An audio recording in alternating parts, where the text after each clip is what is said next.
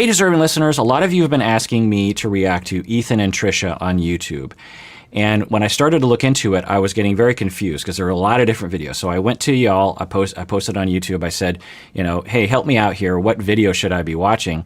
And then a lot of people were saying, no, don't do it. Just avoid it. It's a whole mess that you just don't want to get into for your own sanity. And thank you so much for caring about my sanity. That is something that y'all need to consider sometimes, and I need to consider. So I decided not to do it. But then more emails were coming in, and I thought, okay, well, what could I react to? And I thought what I could react to is Dr. Drew. I don't know Ethan and Trisha enough to comment on them and their conflict, but I can comment on Dr. Drew. He is trying to help them, and I am a couples therapist. So let's get to it. I'm going to react to this. Let's see what I have to say. By the way, Dr. Drew's with us today. Oh, I'm so excited. He's with us. He was with us since 12, which is when we usually start. And you've kept this poor doctor. You a got doctor's up late. time is so valuable in this world. You got up late. I know. I was sitting here ready. Who told you I got up late? Our makeup artist. She's like, she's That's not none up of her yet. business. Yes, it is, because I was going to come early. All right, so I can react a little bit right off the bat, which is I don't know Dr. Drew's full resume, but I do know that he is a physician, and he was a physician only in his early career, and he helped people with addictions. He became a radio person with Adam Carolla, then eventually he was on TV in various different forms. He is a physician, meaning he's a medical doctor, and he helps people to recover from addiction. That is a completely different field than couples therapy. It's actually a completely different field from therapy in general. Talk therapy is not the same profession as the medical profession, one, and two, addiction specialties. Right off the bat, I have questions. Does Dr. Drew have qualifications to call himself a couples therapist? I mean, this video is called Couples Therapy with Dr. Drew. So that's question number one. And then question number two is for them, Trisha just asked, like, wait, what is this? Is this real? Is this just a podcast? And then Ethan said, yes, this is real. This would be another question. Maybe they'll address this. And if I were in Dr. Drew's shoes, I would ask that right off the bat. I would, even if it was boring entertainment, I would say, okay, the two of you, I just want to be clear. This is not a therapy session because I haven't assessed you. I haven't had you sign my disclosure. This is on public internet stuff. And also, Dr. Drew should say, by the way, I am not a trained couples therapist. Couples therapy is a very specific thing. Not every therapist can do it. I actually have a license in marriage and family therapy. I have a degree in marriage and family therapy. So it's a very specific and kind of a niche thing. I don't know his full resume, so maybe he has some extra expertise there. And I wonder what the two of them want to get out of this. That's what I would ask. I was like, what are you trying to get out of this? Are you trying to resolve your conflict? Are you trying to figure out why you conflict? Are you trying to blame the other person? I have these conversations with couples when they sit down on my couch. Right away, I say, what are you here for? Because I need something to grab onto as a couples therapist, particularly when they start bickering. Because if they start bickering, then I want to remind them. I say, so I just want to remind you, you're here because you want to improve your relationship. So do you want to still do that, or do you want to continue to bicker? I wouldn't word it that way, of course, because that's a jerk face way of wording it, but I hope you get my picture. So let's continue watching. He today is going to be our marriage counselor, our couples therapy counselor, because as you guys know, we've been through a lot of drama. There's been lots of fights. They are not a couple. It should be called relational therapy. It could also be called family therapy, but the term we're using in our field right now is relational therapy, meaning that we're working on relationships in the office with us. We want to do personality tests. Okay, I don't on know. a future episode. Oh, You can do like a narcissist personality test. Oh, I'm not that. Well, we'll find out. I'm too empathetic for that. I know all of the, I don't know all of it. I go to a lot of therapists and psychiatrists. Okay, so they're talking about assessments and personality tests, of which I have conducted and I'm qualified to.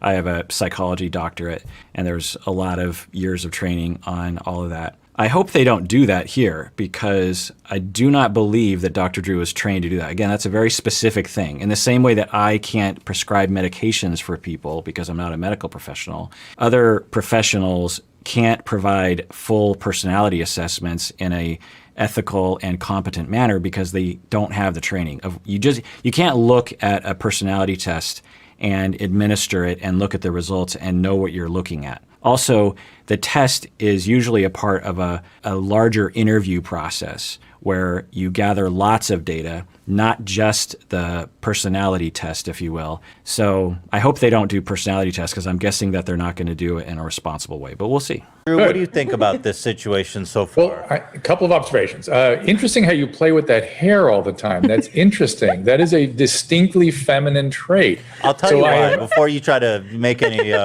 So I don't know if he's just joking. I don't know what's happening here, but Dr. Drew, according to him, he's saying, it's interesting how you're, playing with your hair a lot. It's a distinctly feminine trait. What's the point there? Now, if Dr. Drew is here for entertainment purposes only, then great. He's just making conversation, essentially, trying to be entertaining. But if he's actually trying to play the role of a relational therapist, what would be the point of pointing that out? To ridicule him? I'm just going to treat this as if I'm watching one of my trainees actually conduct therapy, which I do. And that's kind of the mindset that's very easy for me to slip into, because I do it throughout the week. And so I would, after a session, I would pull aside Dr. Drew and I would say, why did you ask that question? And I would want to know, what was your hope there? Because sometimes I don't know as a supervisor. There was a legitimate reason why they asked that question. But from the face of it, it looks like he's just trying to put him down. And maybe there's a clinical reason why he wants to put Ethan down. Let's continue watching. I can't imagine that there would be a good reason for that, but anyway. Psychoanalysis of it. It's in my face, right? So I'm Right. trying to just get it out of my face. Now, I will say that there is a version of therapy that, and it's very rare that people will utilize this form, where you try to get the clients off kilter a little bit so that they are more authentic. You actually try to challenge their defenses by, in a sense, kind of negging them. If Dr. Drew could make a legitimate case for that, I might understand. I understand, Dr. Freud, that sometimes a cigar is just a good smoke. But I'm just saying that perhaps there's some little more All right, to do you it. notice anything about Trisha? So hold on. What is your point? Perhaps there's something more. What would be more there to it? That Ethan has a feminine side. I don't understand what your point is. So another thing here is we see that Ethan is now saying, hey, are you going to talk about this other person? And this is a common issue, particularly in the first session of relational therapy. They don't trust me yet. And there's a lot of anxiety. Just imagine yourself. You go with your friend who you fight with a lot, or your spouse, or your mother, and you go into therapy. It's the very first meeting. You don't know the therapist. There's a lot of anxiety. And so one of the ways that anxiety manifests is, I'm a good person, right? And this person is crazy, right? I'm good. It's this person's fault, right? And there's a lot of that concern. And as a relational therapist, I try to manage that by actually bouncing back and forth. Session 10, session 50, we might spend an entire session just working with one of the individuals. But by then, they have a relationship with me, they're relaxed, they trust me, they understand I'm not going to blame one person, and we can just focus on one person. What I love about you guys is that you're playing with gender, which is really very much topic of the day. It's very top of mind topic for a lot of people. I want to know how it feels to adopt another gender. Trisha, how does that feel? What's it like? Well, obviously last year, one of the reasons they came for me was I kind of like this line of questioning for Dr. Drew. I think it's a little odd to focus on it, but fine. He is asking a very exploratory question. How does it feel? Just an open-ended question. Doesn't seem to have an agenda. Maybe he does have an agenda, but he's just giving them an opportunity to talk. And in relational therapy, especially the beginning, it wouldn't be uncommon for a therapist to ask a question like that.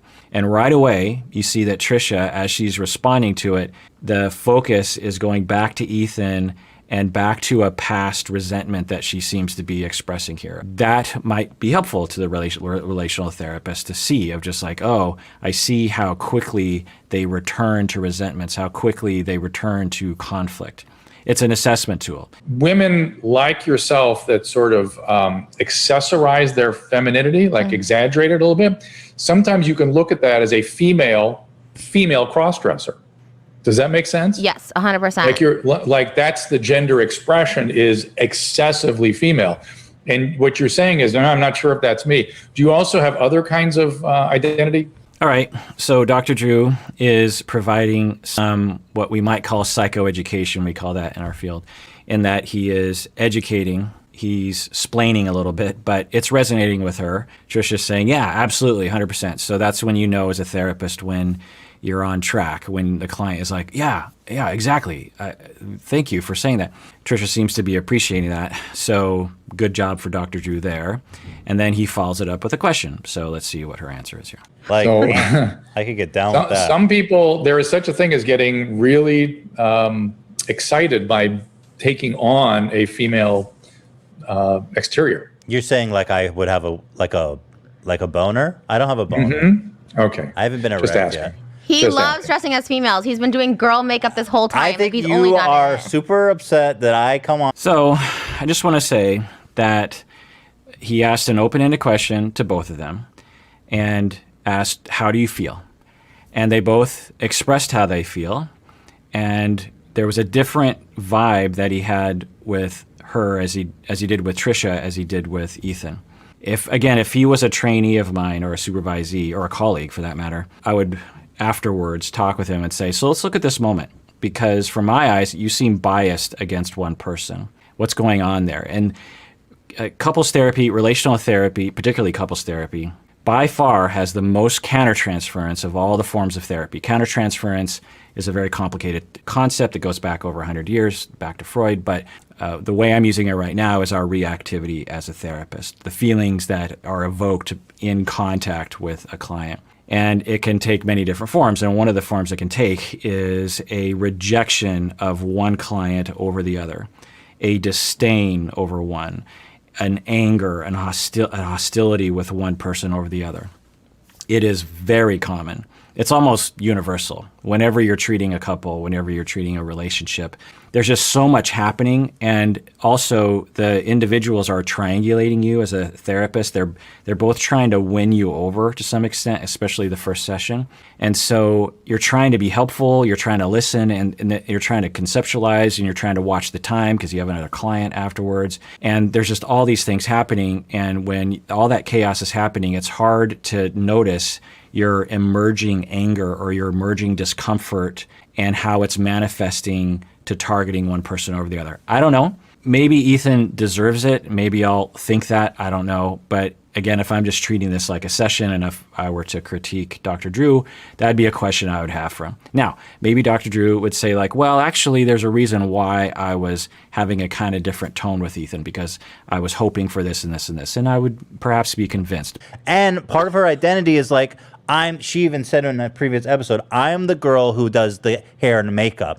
This is my whole thing. And when I come out here looking like this, she gets upset. And Well, she did come in the room saying she's upset that the shirt fits you. She's upset your makeup looks good. She was very clear about that. No. So again, I want to return to what I said originally, which is, what is the purpose of this meeting? Is it to enhance your conflict? Is it to decide who is better in the conflict, who should win, who's winning the conflict, who's right in the conflict?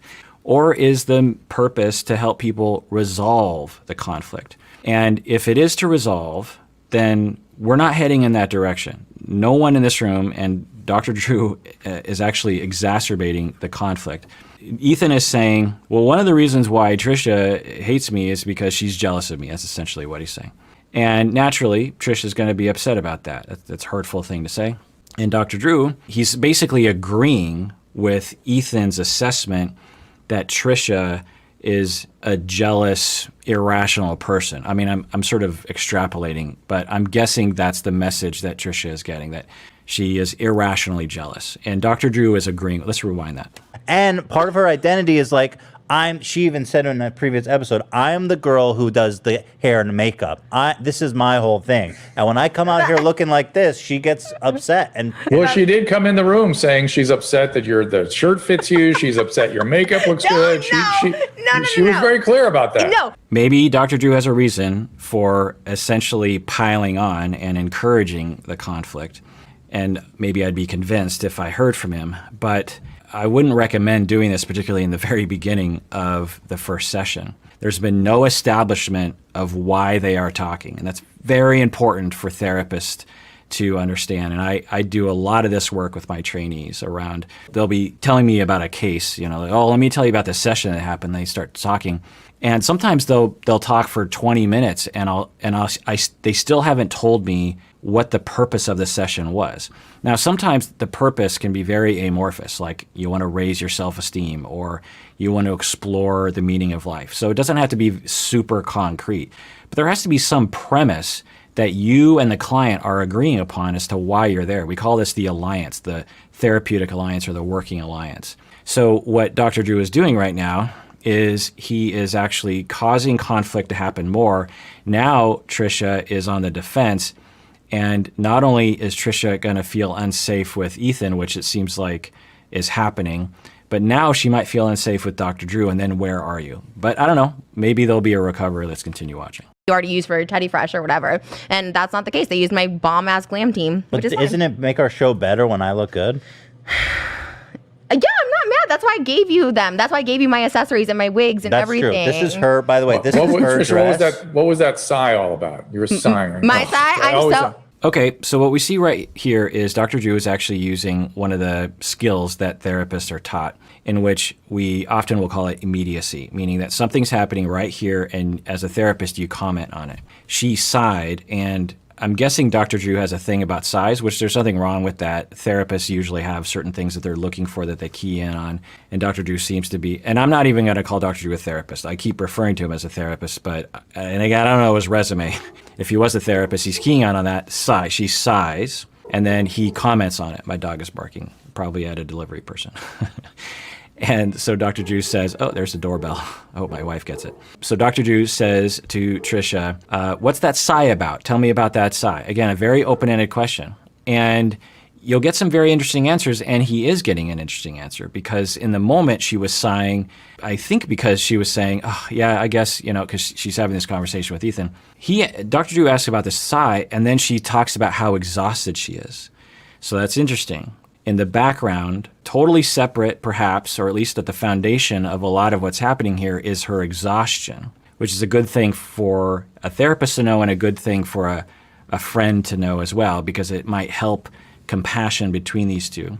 And let's see if Dr. Drew can move in on that exhaustion that she's feeling and help Ethan to have compassion for that and help the bond between them, if that's the purpose of this meeting. Here's what I want to do. But I love him too. Like, I honestly look at him as like somebody I've known forever. Like, I feel like he's my best friend. Like, it's weird. We have this weird like soul connection, but also he like irritates the shit out of me. I don't get it. Well, there's something about your interaction that you can immediately change, which is the blaming. Oh, okay. Right? You blame each other for everything. I think this is a little ham-fisted, but it's good advice, obviously, of he's observing. He's saying, I'm observing you blame each other a lot.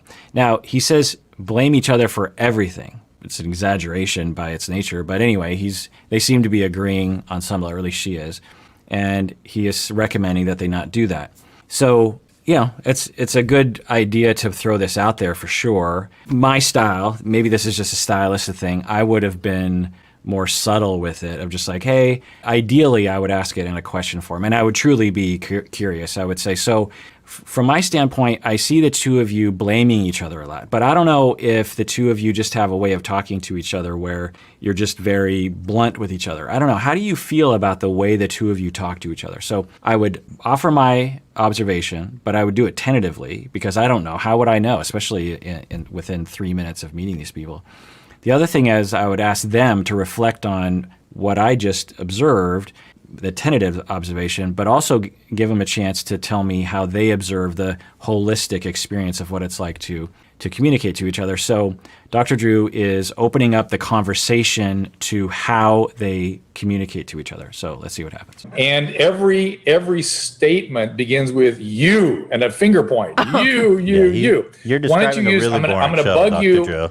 I'm going to bug you for the next however long we're together to start with, as opposed to. Right. So you just heard what Ethan said is what you're describing is a very boring show. He's essentially saying, look, if we didn't do that, this would be a boring show. No one would watch, and there would be no point in us having this show. The only reason why we do this is so people are entertained and they keep watching because that's how we sell ads. As a YouTuber, I understand that. And so Ethan is pointing that out, which if I was Dr. Drew, I'd be like, oh, okay, tell me more about that, Ethan. What do you mean? Are you saying that you manufacture conflict between the two of you? Are you saying that the conflict is amplified, but in reality, it's not as bad?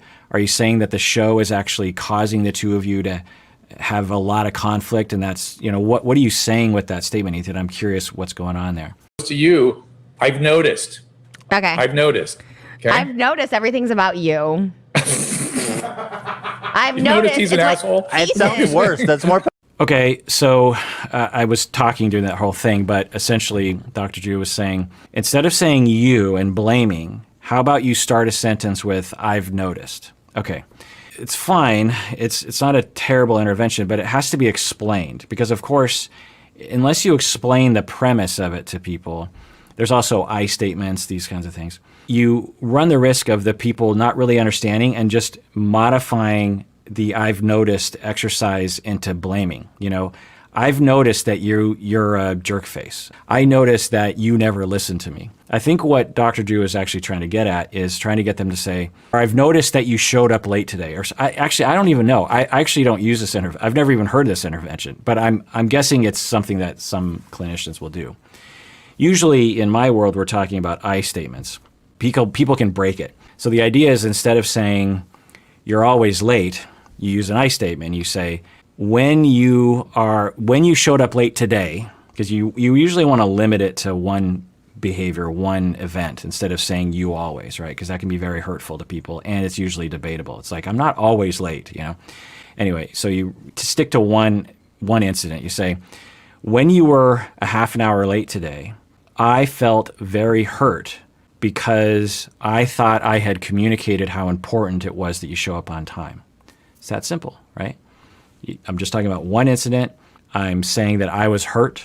And then that gives the other person of saying, oh, when I was late, I don't want to hurt that person. I don't want to hurt them. Yeah, that makes sense that they're hurt, that I was late. I get that.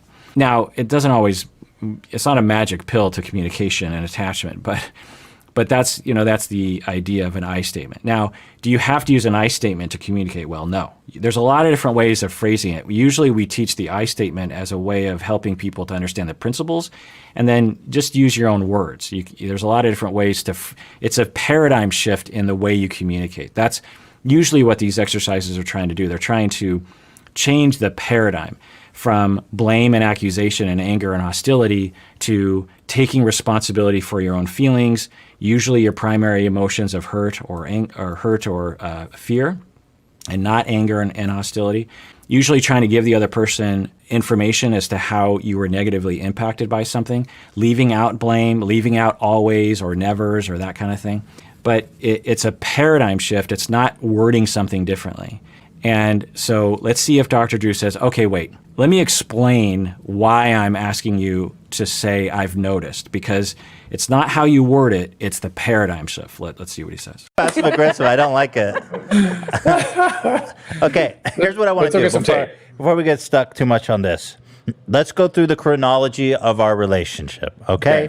Okay, so they never came back to it. So it was just a failed intervention, which is fine. A lot of times in the chaos, particularly in the first session, you throw stuff out there as a clinician. It doesn't go over well, and sometimes you just have to know when to pull the ripcord and say, okay, I'm out. If I keep hammering on this intervention, I'm just going to drive the session down the tubes. Anyway. All right, I think I'll end it there because I didn't realize it was going to take so long. It's a very long video. It's an hour, 10 minutes long, and I got a lot of things to say, so I'll just cut it off there. It'll be the end of part 1.